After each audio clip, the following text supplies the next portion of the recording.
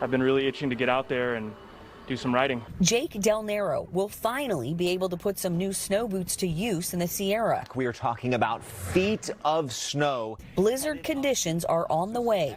After a dry November, the snow gear section at Sports Basement in San Francisco is buzzing. Yeah, we're starting to see a pickup in people doing reservations for rentals and wanting to pick up their stuff early. So it's kind of exciting. It's getting a little bit busier. What's that on the ground behind you? Well, we actually got some snow right now. This is the appetizer. Coop is at Lake Tahoe, where there is already some snow on the ground. Tonight, traffic is moving smoothly on I-80, but that is about to change. Caltrans says the biggest storm of the winter season is approaching, with up to 100 inches of snow possible on the I-80 summit.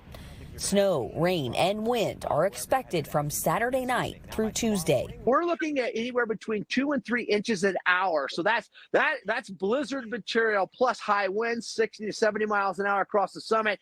Coop says expect road closures. The CHP says if you're not already on the way to Tahoe, your safest bet is to hit the road after the storm passes.